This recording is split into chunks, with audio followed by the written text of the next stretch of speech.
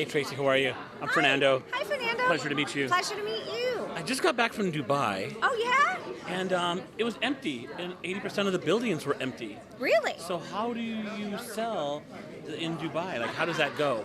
So I was a part of the Royal Atlantis, which has done quite well in terms of their sellout. I think there's a lot of money being invested in Dubai right now. I can't speak to other buildings, but I know that the building that I was lucky enough to be a part of selling has sold out and has done incredibly well. But reminder, Dubai is like the Middle East Vegas, right? There's going to be a lot of success and a lot of failures along the way. Casinos that go under, casinos that survive.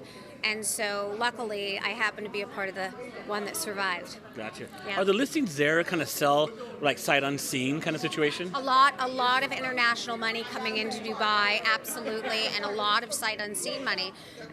Many come from the U.S., which is why I was brought on board to be a part of the project. But there's tax shelters there, so that becomes very interesting for people looking for places to put their money.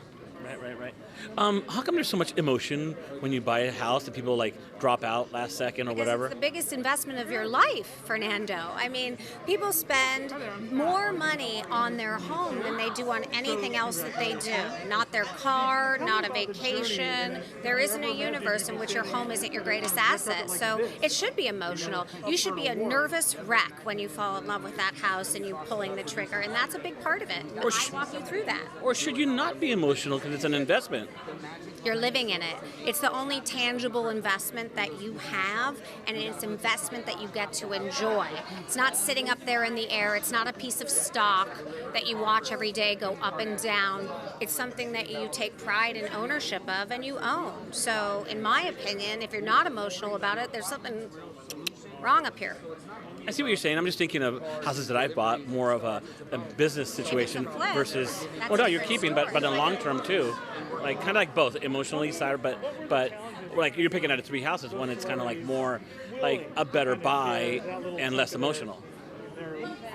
I'm always emotional about the houses that are the better buy, that are right for my clients. I've had to steer clients away from houses that I didn't think were right for them for reasons that were the wrong location, poor street, or whatever it was.